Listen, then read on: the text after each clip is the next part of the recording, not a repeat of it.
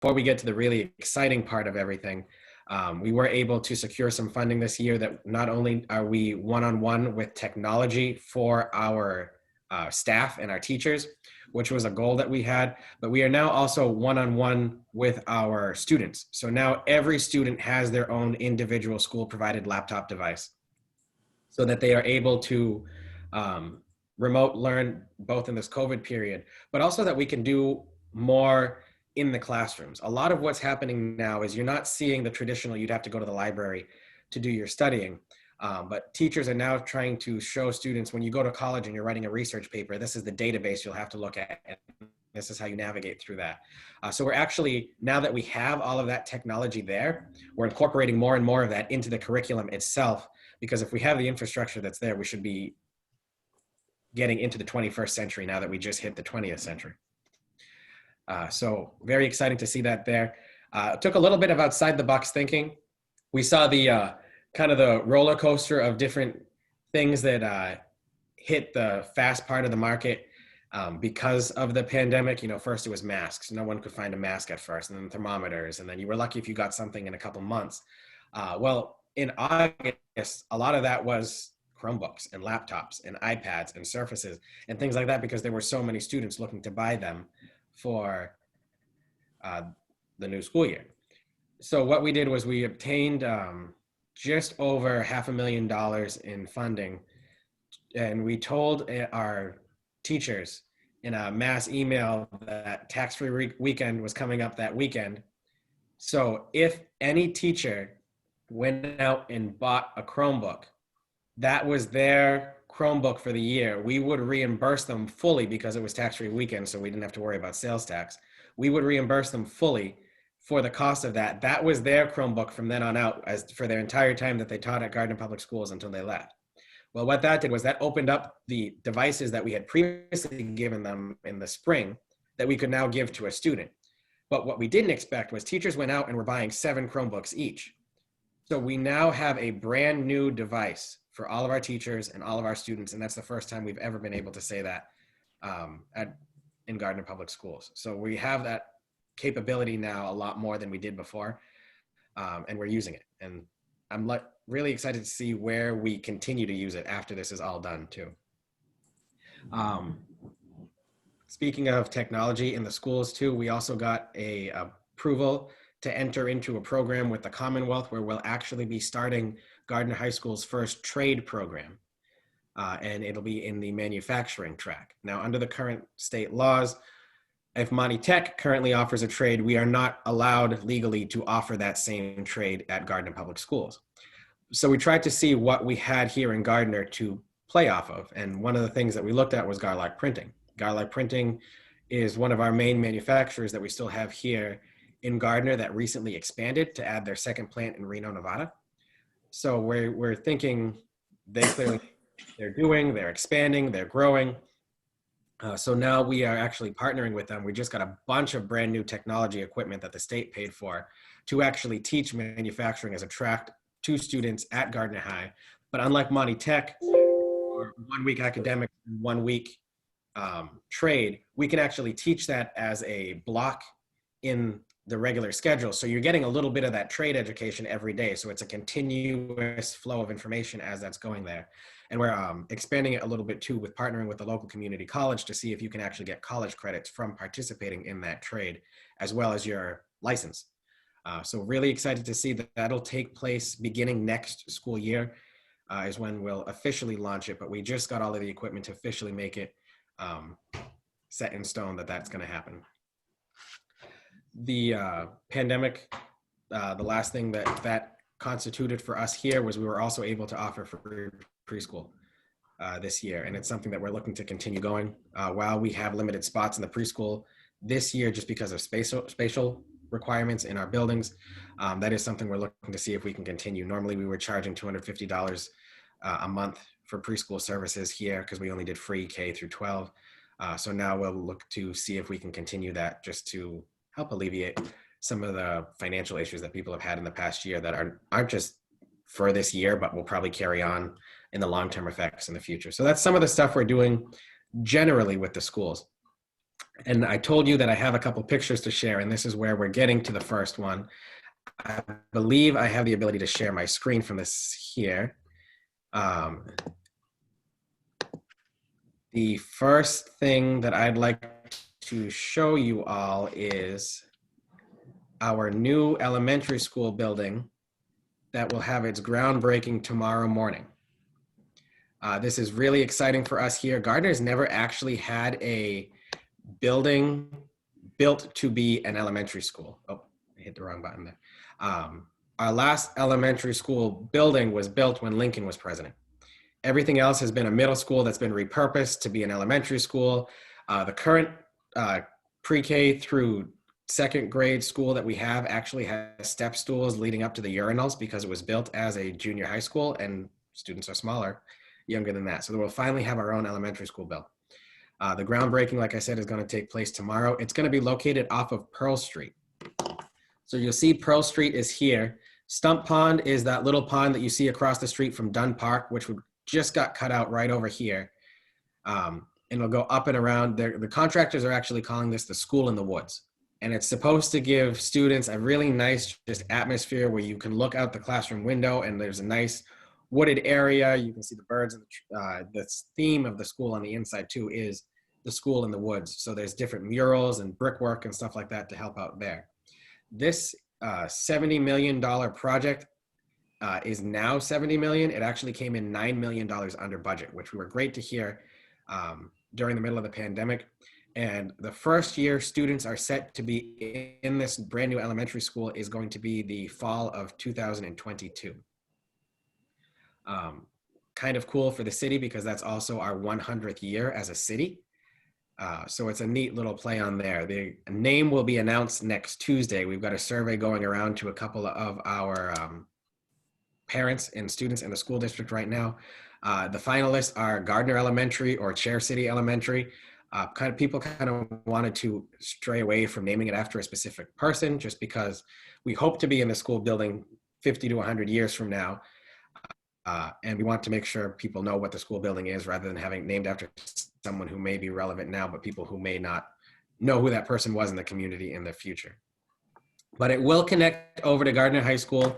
If you see over here, this is the new Gardner High School athletic complex that was built last year. For those who haven't seen that, we built a $3.4 million new football complex that's now used for football, soccer, brand new concession stand, brand new bleachers, brand new, just a really nice new athletic complex. This field right next to it on the way to Gardner Middle School, which is up here, it connects over there. So we are working towards our eventual goal of having a Gardner Public School campus. However, our Gardner Academy for Learning and Technology, which is our alternative high school dropout prevention program, is going to take over in the Elm Street School building that we currently have, and the superintendent's office is going to move into Helen May Sauter School, which is the one that has the big chair in front of it. So that's our plans for our school for at least the immediate future. Like I said here, you can kind of see a design of where students would walk in to this pod here. It is going to be a 3-wing building. Each grade will have their own floor in the building. And one of the other things that's kind of subtle about the design, but still really cool, is that the academic wings where the classrooms are located are actually facing north and south. So no matter where you are in the building, you'll never have that bright glare on the computer screen or the smart board or things like that. And teachers will be able to do a smooth teaching with the same amount of daylight kind of consistently throughout the course of the day. So that was one of the goals that they had when they planned that there. Really where the sun will hit is this main administration wing that'll be in the middle of the building. I'm gonna stop sharing my screen for a little bit there to talk about a couple of the infrastructure works that we're doing here in the city. This is the first year since 1992 that we have paved this many roads in Gardner. And a lot of that has to do not with so much with the pandemic, but with just other projects that fell in at the same time that we were able to coordinate with each other. This past year, we were able to pave the majority of our downtown Main Street, portions of Pleasant Street, Connor Street, and Nickel Street, and Vernon. That's the other one I couldn't think of. So most of the downtown that's on the City Hall side of downtown was paved this past year because we were doing a new project where we put in all brand new water lines and sewer lines. The ones that we just replaced actually were put in as part of the New Deal under the Roosevelt administration to get out of the Great Depression, and had reached their useful life. We were seeing an uptick in water main breaks, particularly in that area of the city. So those are all replaced now. We've got the roads have the initial base coat paved in. We're going to come back in the springtime, probably sometime in May, and put the final coat on after the winter. But given that so many businesses had to close down for a portion of the year due to the pandemic, our way to try to give them a break, particularly now that we're nearing the holiday season, was to do just the base coat this year, give them a break so they don't have to worry about any road closures from now on out, and then we'll go back and do the rest later. So that's why if you notice the structures were kind of dug out in a different way, that's because rather than raising them and paving around them, we buried them and then dug them back up because we were doing this temporary coat type thing. We also paved several of our streets in the South Gardner area. So High Street, Lovewell, Whitney, and Sawyer Street were all done this year. And we're actually out on Clark Street over in West Gardner right now as we speak. So very exciting to see all of that done. In the downtown area, one of Trevor's projects was we actually have brand new sidewalks also put in on the side we just paved. So the goal for the next couple of years is to redo a small portion of brand new sidewalk in the downtown area, brand new Victorian lights and brand new, just revamping the area a little bit for the next 3 or 4 years. Right, Trevor? Okay, good. I like that nod. As we are continuing to pave that area. So next year, we know for a fact that we are paving Parker Street, which is the other side of downtown. And we'll be paving the portion of Connor Street that didn't get paved this year, and the portion of West Street that also leads to the downtown next to where O'Reilly's Auto Parts is going into within the next couple months. So that is something that we are going to continue working on, the sidewalks and the paving going that way downtown. So by this time next year, all of the central part of downtown will have new sidewalks, new pavements, new lights, and we'll just continue that branching out from there for the next 4-ish years. We also know that Pearl Street is going to get paved next year because Unitil is going to run a new gas line out to the new school. So from the Rotary down by the Congregational Church where the American Legion is on Elm Street, up through at least Dunn Park is going to be paved next year. We're seeing if we can stretch that out a little bit. And then Acadia Road is also getting a brand new coat of pavement and brand new water utilities in that area as well. So we continue to really work to try to get our infrastructure back up to where it should be. You'll never catch up to the paving list, because as one thing fixes, another thing breaks, and that's just how this stuff works, but we'll do our best to try to get there. Also exciting news is the Pleasant Street Bridge is set to open in January. So this is a bridge that's been closed since the early 2010s. Had weight restrictions put on when I was still in middle school. The state is finally finishing the actual construction on the bridge, and then they'll actually be redoing the entire plaza that's there, Polish American Square. They're relocating the monument. They're fixing up the flagpole that's there. And it'll actually be safer place to drive in a way. Right now, Mark used to call it the sea of asphalt because it was just flat, brown, and gray, just pavement and dirt everywhere that's there. And people used to fly up and down that street. But now with the new layout of the intersection, you actually have to slow down and turn. And there's more of a traffic control pattern with that too. So everyone's happy to see the Pleasant Street Bridge finally just open, let alone with these new improvements there. So it should really help the area just look nicer. So we're really excited to see that happening in terms of our infrastructure over there. We've got a couple new bridge grants that we're trying to navigate to work on. That probably won't start for the next 2 years. So we'll save that for next year's presentation, but I can tell you we just got 3 bridge grants. So we'll be working on getting those off the ground.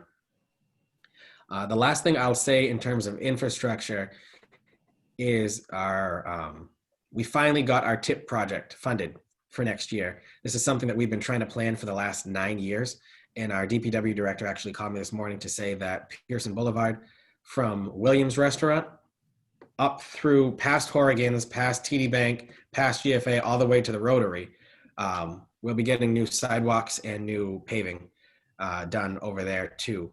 We're hearing rumors that they may continue down 68 towards the 99 because they just did the state did all of that for Hubbardston this year, but that's still up in the air. The only thing we know for certain is they've approved funding for that portion of Pearson Boulevard. So we're getting there, and we'll see how it goes. We also are working on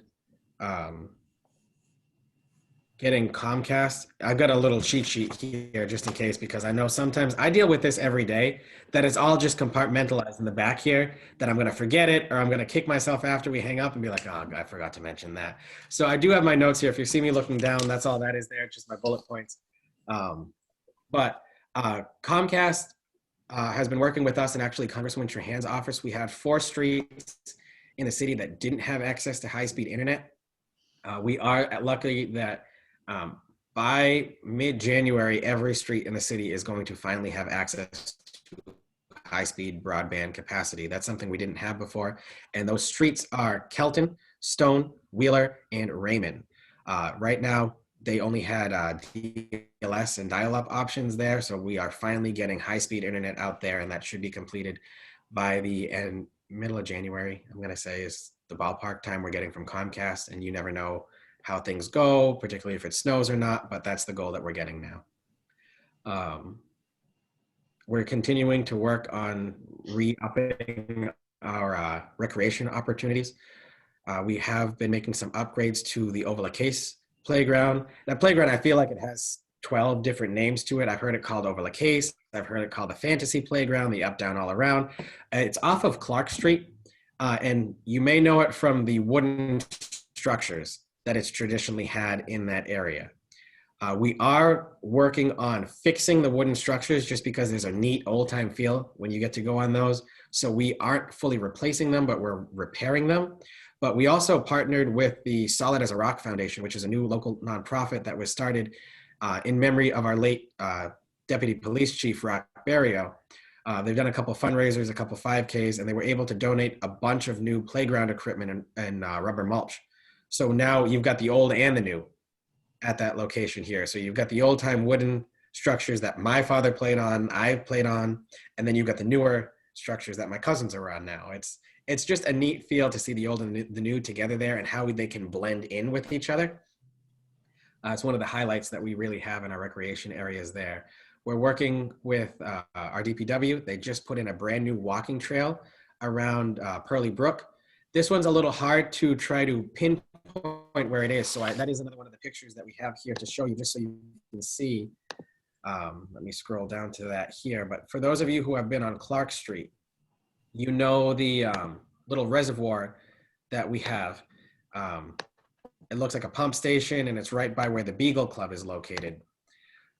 So if you can see my screen, this street probably looks familiar here. Where this red arrow is and where that white car kind of is, there's a brand new trail entrance right there. And it's about a 45-minute walking trail, and it actually goes all the way around Pearly Brook. So it's just a neat little opportunity that we have there. We noticed when we did our open space and recreation survey a couple years ago that West Gardner didn't have that many recreational amenities in the area. So this is one of the things we put in, this walking trail that's brand new over there that we're trying to highlight. And another project that Trevor's department is overseeing is doing a new recreation facility off of Brookside Drive in that area, in the Bailey Brook Park area. I have a question. Yep. I've been taking my dogs there. It's one of my favorite places to go. It's a little 2-mile hike around Pearly Brook. What is new about it? What has been done? I haven't been there in a couple of months because it's so crowded now with the pandemic, but what have you done that's new? We cleared out the trail and we extended it a little bit. Oh, okay. Yeah, the trail itself is actually only a year or two officially. Before that, it was actually just walking traffic that kind of cleared it out, and we were trying to work with it. We're trying to delineate it more, get it a couple, if you go around Dunn Park, there's those exercise stops along the way. We're going to see if we can add those in the next year or two.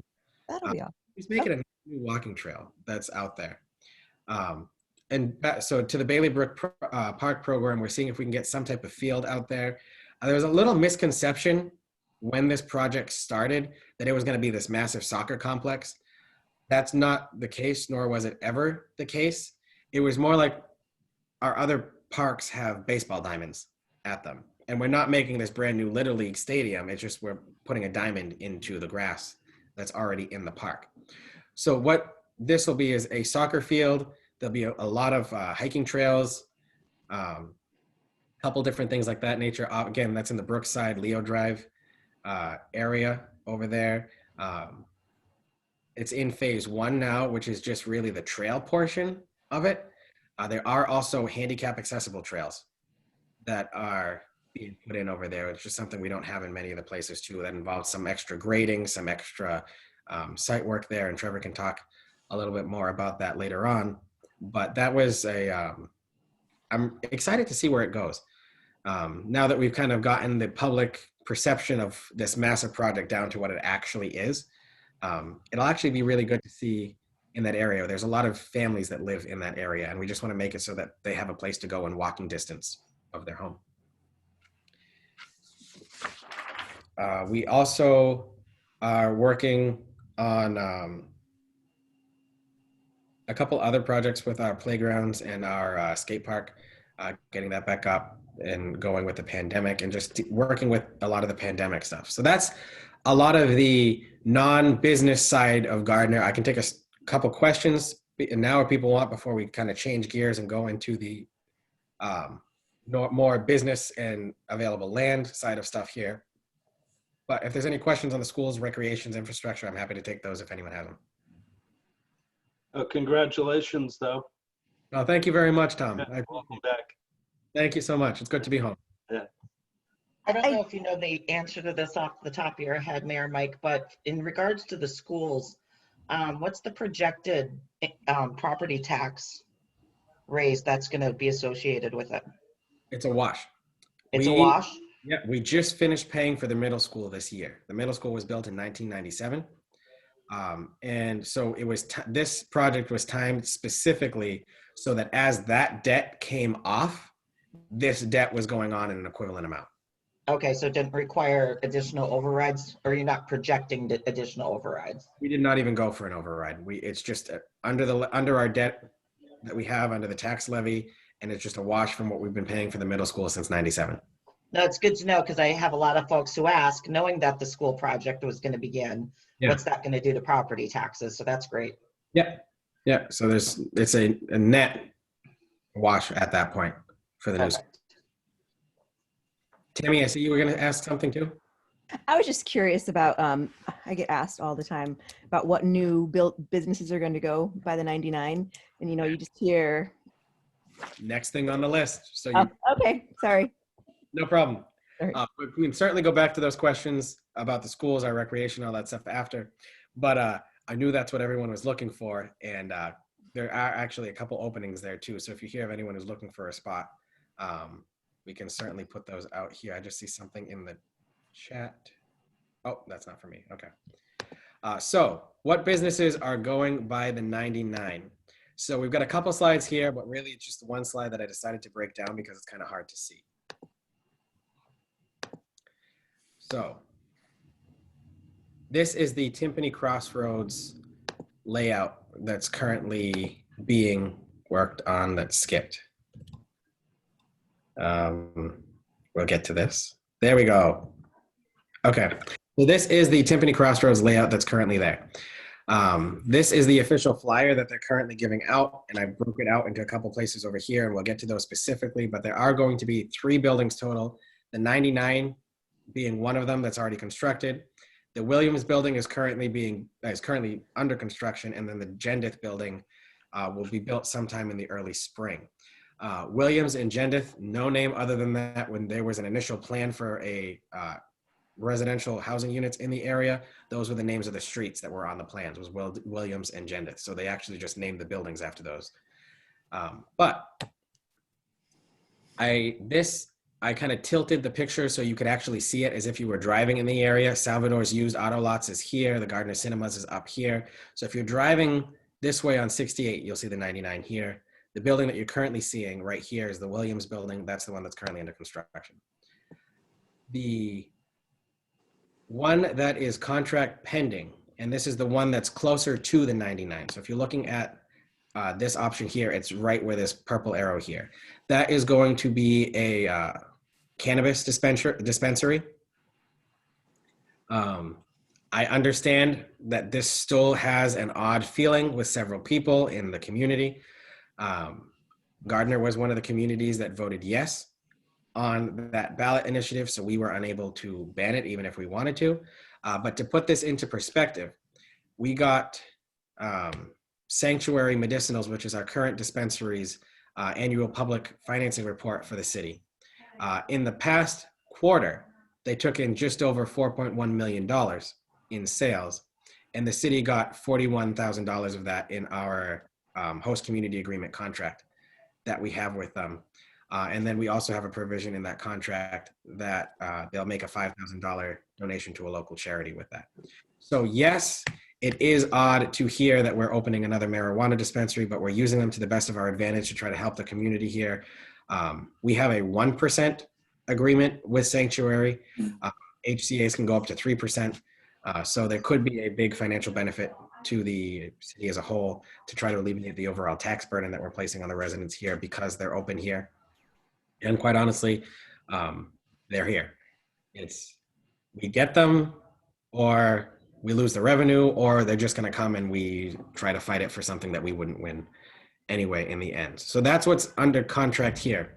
This agreement pending or under agreement area over here is still up in the air. The latest I heard from Amy Fantoni Salvador. So the Salvador family, basically through Amy, is the one who's running this site. He's unsure if that's going to go through. This flyer was made prior to the pandemic. And they're not sure if the person who's there has the financing behind the spot for that area. But a couple cool things about this area here is it also allows areas right outside the building along West Broadway for outdoor seating options. If a restaurant wanted to go in there, they could open the bay doors over there and allow for outdoor seating. Really neat to see that there too. You'll see in the previous slide we were on, and I'll go back here, right at the top is what the building itself will actually look like with the gray brick. And right here is where they actually changed the design from these doors and windows to an actual outdoor seating bay to allow if someone wanted to have new opportunities there. And the spot in the middle is still available with no one in mind yet that they're still looking for a tenant for. The building that's not currently built, that's going to go on the corner, and that's this building over here, the Gendith building, is the one that everyone seems to be the most excited about when we mention it. This box right here, and to put this into a little perspective, this street here, where my mouse is right now, would be Route 68. And this street right here where the current design is would be West Broadway. This is Starbucks. So we're going to get a brand new Starbucks here with a drive-through that'll go all the way around the building. And we'll loop around in front of the 99. The building will not block the 99, so you'll be able to see all three buildings from the street when you drive by too. So that's a neat little aspect we have there. This unit next to it, contract pending, is Edward Jones Investments through Ryan LaLiberty's office. The one next to that will be Perry Pools. So a pool company, if you want to put your pool in or get it closed by an official company and things like that, it's a swimming pool company. And then these two last available options here, they have no one in mind for, but because the building's not built yet, if they get someone who would like both of them together, they can combine this unit into one in their design before the building is built. If someone wants a larger space in that area. So they are still looking for tenants for these two spots, and they're willing to combine it for one if someone comes in with the right goal. Do you have any idea what price per square foot is? I don't. The Salvadors have kind of been tight-lipped on that one unless you could talk to them directly. They're willing to work with whoever, and I gotta say, they're great to work with. They just, that's information that they didn't share with me when they sent that out. Just curious. Yeah. So that's the Timpani Crossroads area, because I knew that was going to be one of the places that people were asking about a lot, because we're getting a Starbucks. And that seems to be really popular, at least on Facebook. And As a politician, you know how much I love Facebook. Um, some other stuff going on too. We applied for a $1.7 million MassWorks grant to actually fix some of the intersection issues there. That's the lighting, that's redesign and construction of the intersection in general. We should know soon if we got the grant or not. I've spoken with the Lieutenant Governor about the grant specifically, and she said she'd take a look at it as well. So it's something we're looking at and we're hoping to see coming soon in that area. It'd be just a couple crosswalks. And again, that's a Trevor project there that was started before I took here, and I'm happy to see that we're just going to continue running with it. Let me just see if I have any other things on this list before we change topics here. Any questions on that before we keep going, I should say? No? All right. We do have a couple, one particular business that's expanding, and I personally feel like it's worth pointing out to you all just because our hospital is one of the main amenities that we have in the city when it comes to if you need something right away, at least it's there and you don't have to drive 20 miles down a highway to try to get medical help. Haywood Hospital is currently working with the city to expand in their current footprint. Right now, Haywood's hospital's operating rooms were built in the 60s and they are original to that part of the building that they're located in. It's very cramped. So what they're looking at doing is expanding and adding a brand new surgical pavilion. They've got a long-term master plan that goes across the street and adding some other stuff there too. And I've actually got that drawing to show you in a little bit. But they're doing well in the maternity side of things. They were just named the best maternity hospital in Massachusetts by Newsweek. They're doing well in their bariatric surgery side of things, but there's some other surgeries and just other walk-in services that they're trying to increase what they are able to offer. So they are working with the city right now because the city actually owns the land that they are trying to build on. So we're working on a lease agreement with to get that off the ground. So if you see this light brown portion here is Haywood Hospital's existing footprint. The goal is to put this brand new surgical wing that will look something like, there's a little delay here. This, when it's completed in the area where the current parking lot is on Woodland Avenue. What that'll do then, and then they will add these brand new parking spaces all here to replace the parking lot and add additional parking up here. This is the land that the city is currently working to try to lease to Haywood Hospital for that expansion. But there's a lot more than just this one little area here that's part of their whole master plan. There's future parking over here, a brand new office space down here that they're currently working with the state and Mount Wachusett Community College to try to get some of this land over here that they own to try to expand what they're offering and add new office spaces for that building and their future building projects over there. They have been crazy busy with the pandemic, and I think that's putting it extra lightly, just because they are ground zero right now with our response. But the fact that they're continuing to do this $13 million investment into the community to expand their current footprint rather than adding something somewhere else speaks volumes to not only their commitment to us as a community, but also just their overall commitment to providing quality healthcare to the residents of the area. So it's very exciting to see that much of an investment being made over there in that area of the city as well. We are seeing some other expansions being done. We have a couple new businesses in the downtown area, actually. We are netting one business being closed because of the pandemic. That's Suzette's Breakfast and Lunch. However, there's someone already looking at the space. But we had one business closed because of the pandemic, one business closed during the pandemic, not because of COVID, but because they needed some money to replace their fire hood system that they didn't have available to them. So it's Suzette's Breakfast and Lunch closed because of the pandemic, and Cruiser's Malt Shop closed because they needed to replace the hood system over the grill. However, I know the property owner for the Cruiser's location is already revamping and renovating the buildings to get that ready to go back on the market for rent. And just down a couple doors where the Yoga Tree used to be, and prior to the Yoga Tree, it was Gypsies and Wags clothing store. We have a brand new hair salon. It's called the Color Bar. So it's a new hair dyeing hairdresser type salon over there. And then where the former Mia Bella Spa was, down on the City Hall end of downtown Gardner, there's also a brand new hair salon called Vibe Studio. So we've had a couple new businesses open in the pandemic, a couple of businesses expand. So even though we had that one business take a hit because of the pandemic and that other business closed because of an inspection that happened this year, we are actually seeing a net gain in the number of businesses that have been opened here in the city since the pandemic started, which is something that a lot of places can't say. And a lot of places are really dealing with how do we deal with getting the business community back up and running? Our business community here really did stay strong throughout the course of the pandemic. And I mean, Gardner Cinemas is offering movie theater popcorn on a drive-through service. And it's not just movie, and then they expanded it because it was so popular. I went the first week that they were doing that sale. And for those of you who have been to the Timpani Plaza before, my car was parked at the Santander Bank that's across the street from Sawa's Asian Grill. And it looped around where Tractor Supply is, across, back up to the lights, and then back around Papagino's for popcorn. And it just blew my mind. Like, I came home and my sister looked at me and was like, you spent 55 minutes in a car line for popcorn.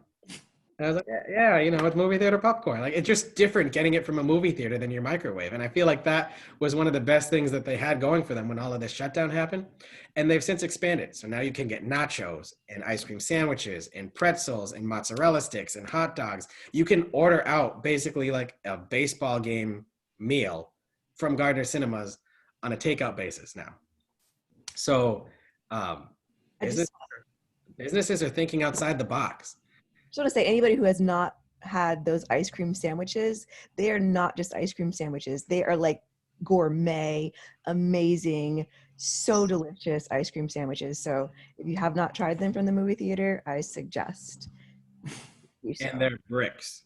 When I say bricks, I mean they are like, yeah, it's a hefty sandwich there. Yeah. Sounds like they go good with that new Starbucks coffee. Boom, there you go. See, that's the stuff we're trying to get at right there. You know what I need from you, Mike? I need you to get a hold of Orlando and explain that Athol has a Starbucks. Gardner's going to have a Starbucks. Lancaster has no Starbucks. Oh boy. Okay, I got to give Orlando a call then. But you can always come to Gardner. Just throwing that out there. Just kidding. But I'm there enough. I definitely am going to take advantage of it. But yeah, our business community really has been going pretty strong. We do have our COVID assistance grant program that we're offering right now through our community development department. Thank you again, Trevor. Where we're offering up to $5,000 for businesses that are considered micro enterprises. That's 5 employees or under, and you just fill out the application with us and we go there. Most businesses in Gardner could potentially fall in that range, but the state's also now offering grants for employees, for businesses that are 50 employees and under. Trevor, I see you turn your microphone off, so I'm looking like you want to pipe in at some point. Yeah, we're going to be increasing, I think, from $5,000 to $10,000, the maximum grant award, because we're seeing businesses with needs higher than the $5,000. In the state, when they developed the program, they allowed us to go to 10,000. So I think we're going to be upping it to 10,000. So the state's offering those now too. Something that's being talked about statewide is a couple local businesses were feeling uncomfortable having people on the local level review their applications just because of the financial piece of the application. All of that's confidential and we aren't allowed to release any of it. In fact, I don't ever see it. There's one staff member in Trevor's department who looks at that part of the application, and that's the only person who sees it. But this isn't something that is Gardner specific, it's statewide. That's why the state is now offering the $50,000 grant the grants for businesses that are 50 and under for up to $50,000 themselves, was because there was particularly out in Western Mass, people being like, I don't want that person who kids go to school with my kids knowing my financial information and stuff. Again, we keep all that very secure. Everything's been professional here, and the state does offer a matching grant program to the one that we were having here too. So all of that is protected and secured, and we will continue to offer that as long as the funding allows. We got up to $400,000 in funding to have that program go, which is the max amount that we were able to get as part of that program too, which was exciting to see. We do have a couple real estate listings through the Gardner Redevelopment Authority that we have. We have Summit Industrial Park has 2 lots available. That's 5.6. Trevor can talk about that a little bit more there. That's about 20 acres, right, Trevor? For lots 3A and 3B. So lots 3A and 3B are 5.6 acres. And then we have lots 5 and lot 6. They're both around 10 acres apiece. And they're available. There's sewer and water in the roadway. And if you want more information, you actually go on our website, Gardner Redevelopment Authority website. You can find a pamphlet for each one of those on there with more information. We also have 11 plus acres of commercial land available at 155 Mill Street. So we are looking for people to help go into that area as well. So we do have that land available for development over there. What was that website again? Well, Trevor, It's the GRA's website. yeah, it's on this. You can find it right on the city's website, okay. but just go on the Gardner Redevelopment Authority. Okay, thanks. Yeah, you go to the City Hall tab that's on the top. It'll drop down, and you can find Gardner Redevelopment Authority in that list. It'll have all that. We also have 42 to 52 Parker Street. It's the 2 buildings in our downtown where Temptations Boutique used to be. The 2 buildings are for sale. And Trevor, do you want to talk on that one? Because that's been kind of your pet project since we took them. For far too long, by the way. We actually purchased 2 buildings from the notorious, one of our notorious landlords in downtown, Dean Marcus, probably 3 years ago. And in an effort to entice Dean to sell off all his assets in the city. So we're looking for a developer to partner with a developer to rehab those buildings so they're being used at full capacity for mixed-use development, commercial on the street level and residential above. We're seeing we can probably get 20 to 22 units, residential units in the upper floors. Having an architect look at it. We're willing to work with anybody that's interested in doing that at a very fair, reasonable price. There is land that wraps around the building that we set aside for parking for the redevelopment of those 2 buildings. And you'll be able to get about 43 parking spaces out of it for your tenants. So that's what we have available for current real estate on the city's end. I am going to take us through a couple developments that are being proposed that we're hoping to see go through. But before we do that, because I told you I had my bullet points here for a reason, there is something I missed. So we're going to go back to that real quick. A lot of the big complaints that we get at the school district are it's cold, it's rainy, and I'm trying to figure out when to send my student out to get to the bus. And I understand that that's a concern that most parents have. So we've actually partnered with our bus company, and we're launching a brand new app. It's called Here Comes the Bus, where you will actually be able to track GPS-wise your student's bus to know when you should send your student out to the street so they can pick up the bus. You can see when that bus arrives at the school. You can see when the bus left the school and when it should be arriving at your bus stop, so that you know when to pick up your student or when your student should be getting home by. The app has a specific code per school district and per student. So it's not like you can track every bus in the district. Because of privacy reasons, we want to make sure you can't track someone else's kid. But you will be able to track your student from the time the bus leaves the bus depot to when it should be getting to your house, to when it leaves your house and gets to the school, and everything in between. So it's just an extra thing we're doing to try to help students, parents keep track of their students, and students know when they don't have to be out in the cold and the rain and the wind and everything else that comes with being in this lovely New England area in which we live. So that's the part I missed about the schools there. But we do have some developments that I said we are having proposed to us here that we're hoping to see go through. The first one I'm going to show you is off of Parker Street. I knew that was going to happen. This development, you may remember, for those of you who know Gardner, as the old Gem Industries location right before the bridge on the way to Dugay's Chicken. They are planning right now, it's 120 something new apartment units over here in these developments. The traffic engineers are saying that this won't be that big of a impact in the area. We already see traffic in that area, but there'll also be an outlet road that'll spit out back through the development as well. But this is Parker Street here, so you can come in and out of this loop over here. Market rate is what we're hearing for these, not low income, which is something that we're not seeing, or excuse me, affordable, which is something that we really haven't seen in a long time here in Gardner, is solely market rate development. So looking to see this get off the ground. This is currently before the city council because it requires a zoning overlay, because right now the only thing that can be put right there is anything that's part of industrial uses under the current zoning. So we're trying to change the zoning over there to allow for residential uses. So that's currently before the city council. They'll have their public hearing on this on Monday to see if they'll allow it to go through or not.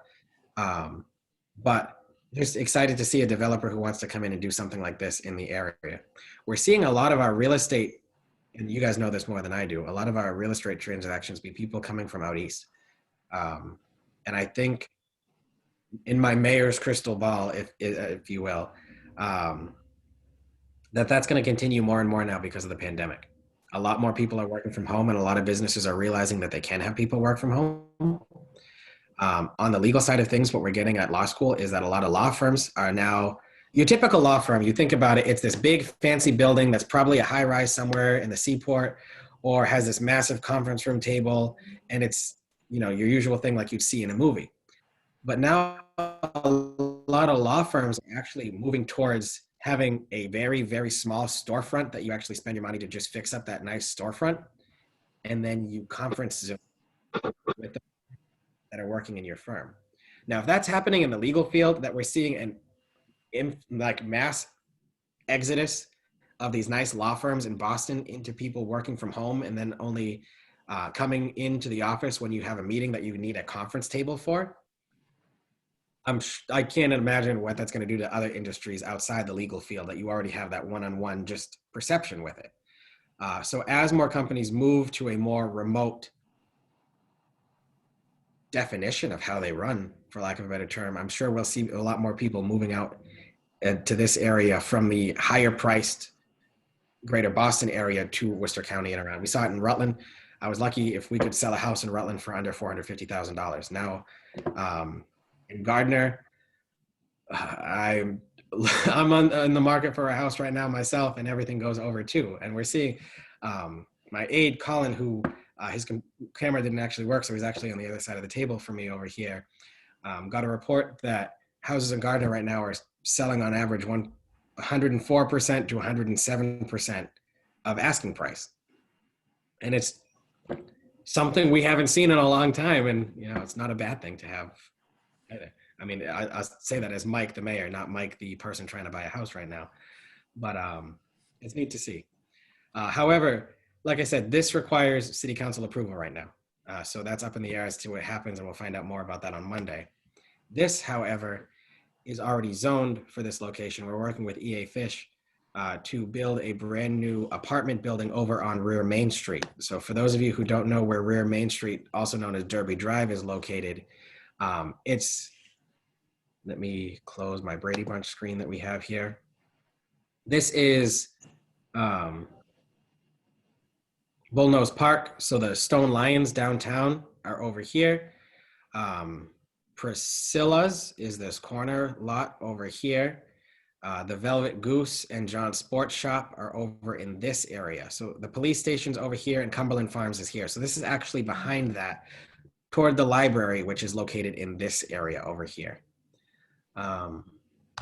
So this developer is currently proposing a 3-story 52. I had to look in close on my screen. Sorry about that. 82 residential building with it's a somewhat of a compromise between market rate and affordable rate housing for that one. It's spread out throughout the building, but we're kind of calling it a workers rate. And Trevor has the actual code, or the word that's used for that one. But it's where affordable is X percentage of the median income in the area. With workers rate that we'll call it is 80% of the, it's 80 and then 120%. So we'll see both of those in this building here. And it'll just nice to see more housing units close to downtown. And we are working with Mass Development to see if this private sector investment over here can enable us to go and finish the rest of the Derby Drive rear Main Street development, which is this extra parking spaces, new green spaces here. I keep telling Trevor I want an outdoor skating rink in the area that can be like a little frog pond type area, because I think it'd just be cool to have in our downtown, and it's unique to have. And part of that whole thing that I said at the beginning, you need to start thinking outside the box with what we're doing here. And that's basically mine and Trevor's job, is just to constantly be thinking outside the box and how to make ourselves unique. Because once one person does it and then every other person does it, unique changes its definition on a daily basis. But that's good. So that's another opportunity that we have growing here in the city of Gardner, that we're being told, if everything works out, could potentially be shovel ready by September of 2021. So there's a lot going on here in Gardner, and we got a lot going on, and it's just a good place to be. And I know I talk a lot, but I'm a politician, so that comes with the job, I feel like. I hate saying that, but that's just a joke everyone says. And I've had you for an hour. I just want to make sure everyone's questions get answered. And if you have any questions on specific things, I see one came in that will Keys Road be paved in the future? And is anything happening with the land that used to be owned by Simplex and has been vacant for many years? Keys Road is hopefully going to be paved soon. That's one of the small bridge grants that we got, was to fix the culvert that's over there. So we are working at getting that in the future. What's happening to the Simplex land? Now, some of you may remember a couple of years ago, there was a solar field that wanted to go into that area. Because of the pandemic and the fact that the project the developers themselves were having some issues, that solar project has since folded. So the land is still owned by the bank. At that point, the bank is currently talking to a couple entities about what to do with the land. Nothing's official yet, but that's where that currently stands right now, is it's currently back owned by the bank and they're looking for something to do with it. Are there any other questions people have about anything in Gardner? About myself, since I'm new here and we may not know each other yet. Trevor's an okay guy too. He's nice. So if you got any questions for him and the projects his department's working on, he can answer. Thanks, Mayor. Anytime, Trev. Now, it sounds like some exciting things are going on now. We're working on it. Yeah, especially with the hospital expansion and things of that nature. So good. Yeah. And We're the trying. Starbucks. Yeah, we're working on getting that Starbucks. You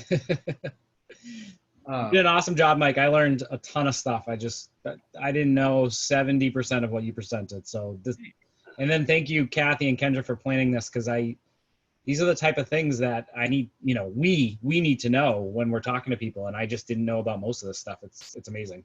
Yep. Well, thanks. I'm glad. Yes. And I think I missed what was going in the building with the dispensary. There was another thing under agreement. I think So the company that was under agreement that they're not sure if they'll actually be able to go in anymore is Happy Trails. That's that Oh, okay. place downtown Gardner. They were looking at expanding and having a little cafe. Gotcha. That's why they were like, oh, we'll do an outdoor seating area for that little cafe that we were having. But with everything that's going on, they're not sure if they're able to do that. But the building was already built to have that outdoor seating capacity over there. Gotcha. Okay. Ideally, they're looking for a small little cafe that's over there. The issue is the only thing that's in the lease is it cannot compete with the 99, because that's the anchor tenant. Mhm. So they're looking for other restaurants, other things that could have a nice outdoor aspect to it over there. The middle one they're looking for a tenant. I have a question. Yeah, Michelle. As a business owner, why choose Gardner over somewhere else? I think that's an excellent question. And I think it's because if you look at other places, um, there's just, I feel like there's more options available here. There's more space. We've got a brand new, I mean, we've got all that area on Mill Street. We've got the areas in the industrial park. If you're looking for that type of business, we've got the land here.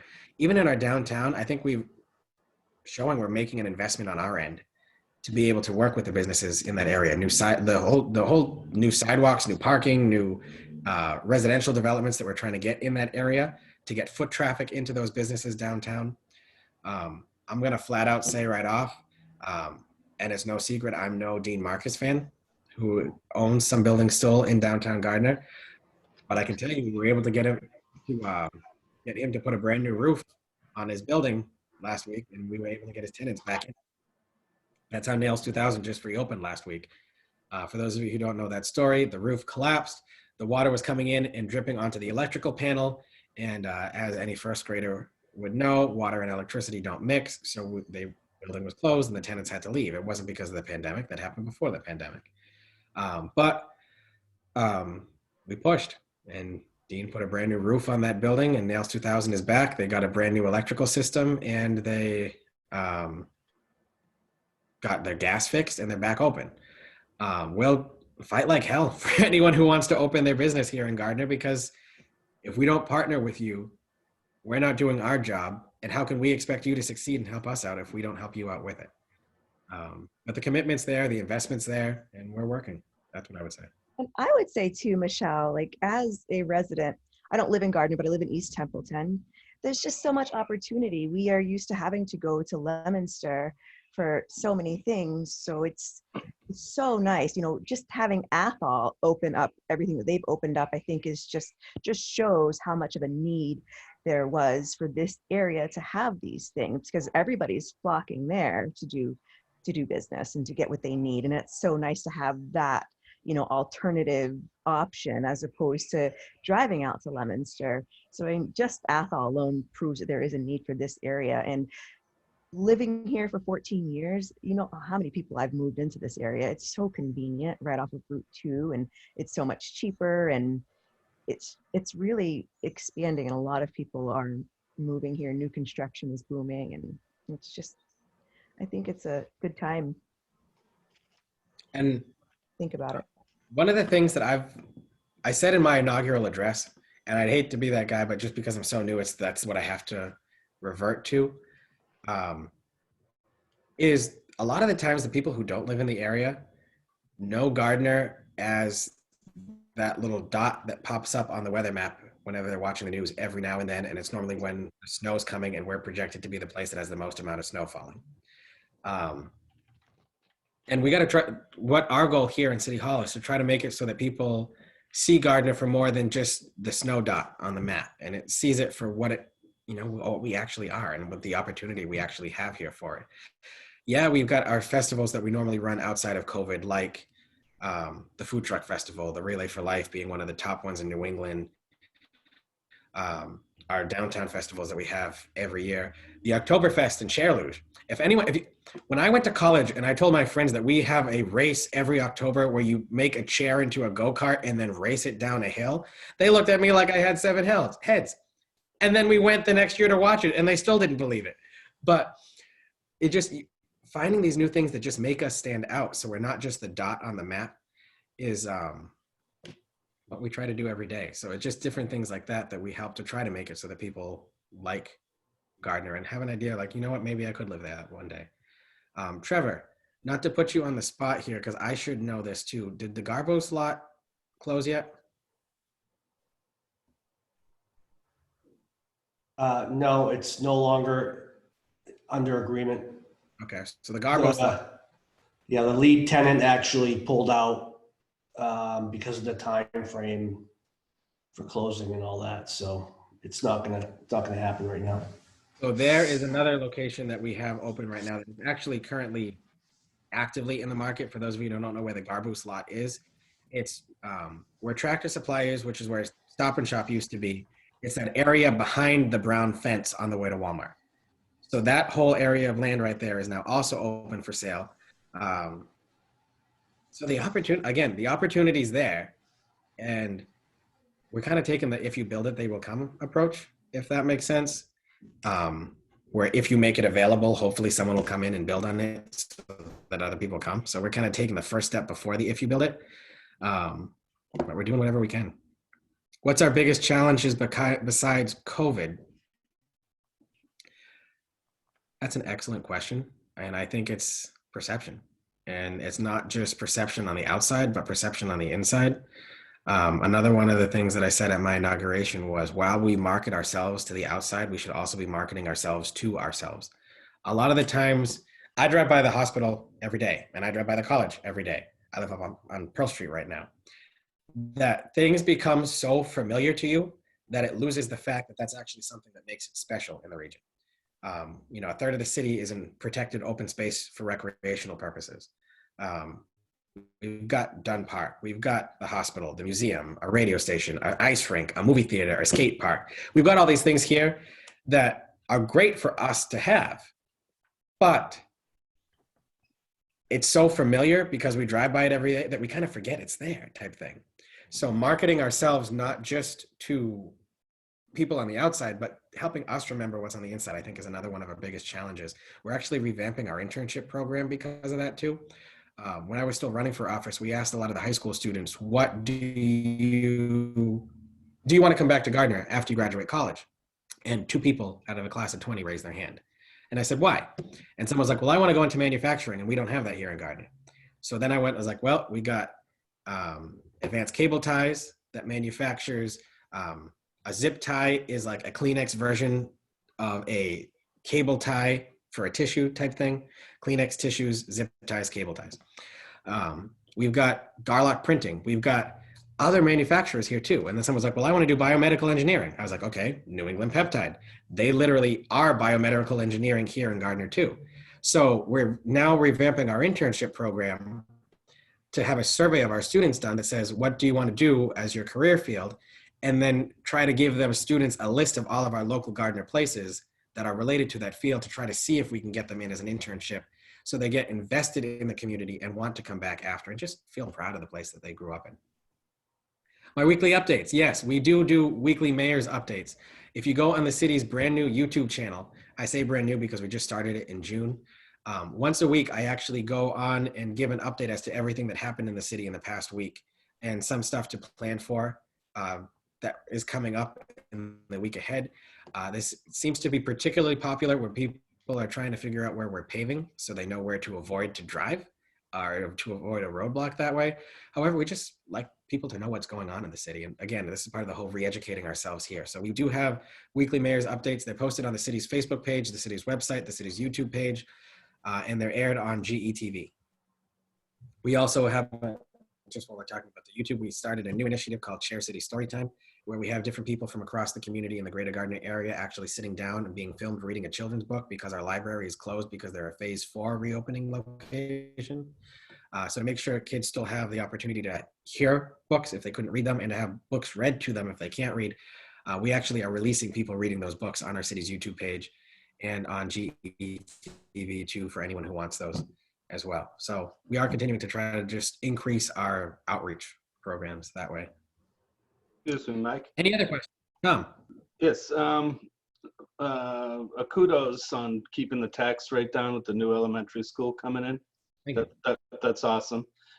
Any word on commuter rail expanding out here? So those conversations were taking place, particularly since Wachusett Station is now open in Westminster. But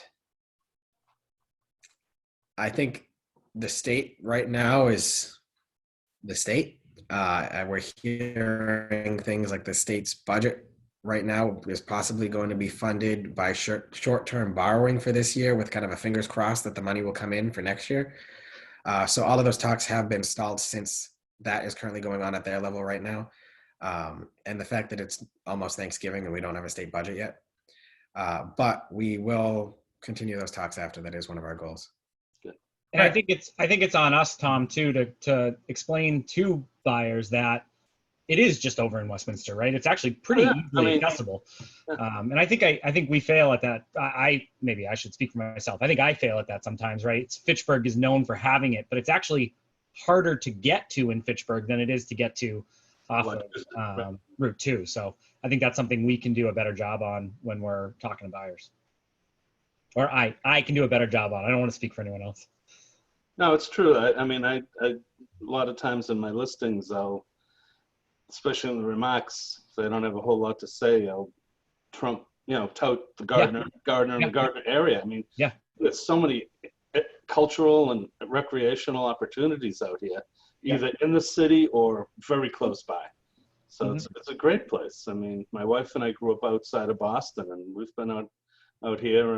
We're in Ashburnham, but I love Gardner.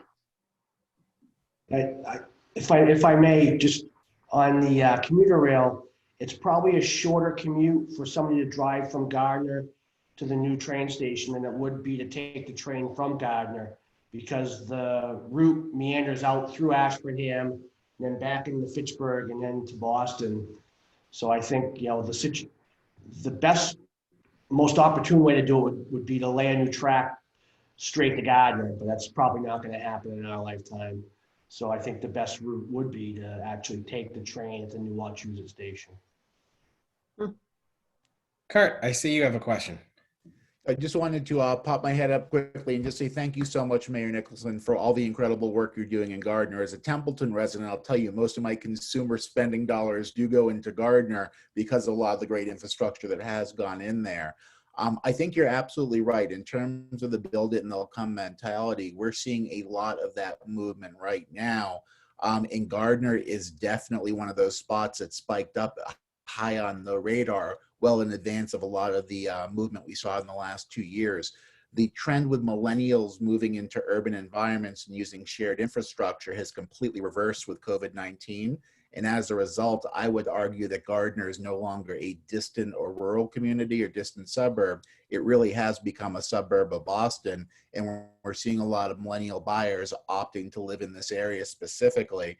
And historically, some of those walls that may have been drawn right along Ashburnham and Westminster have absolutely disintegrated.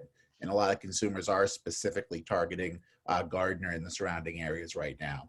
So great job with the continued infrastructure. Very excited about the Starbucks that's going in. I can't say that enough.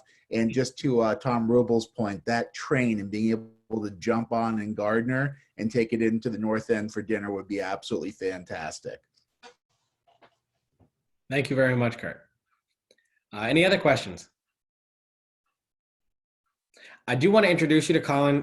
Colin, come around here. Just because his camera wasn't working, and you guys, I all met you guys when I was the aide. This is Colin. He is my new aide who took the old position that I had here. He is an Ashburnham resident, but just over the Gardner border. Tom, he did perk up there when you said that there. But if you have any questions, again, I want you to know who's here in City Hall, because we're all here to help you out. Trevor, me, Roland, who's the building commissioner. Really, that's what we're all here for. Anything else? No, thanks. It's been very informative. Oh, good. All right. Well, thank you. If you ever need anything, always feel free. Obviously, this is the same office that Hawk had, so I have the same email address and the same phone number and the same office. So any way that you want to get a hold of me, you know how to do it, and I'm always here. So thank you so much. Great. Thank you. Thank you. Thank you. Have a good one. Thank you. Thank you so much. All right, bye-bye. Thanks, Kathy. You're welcome. Good job. Take care.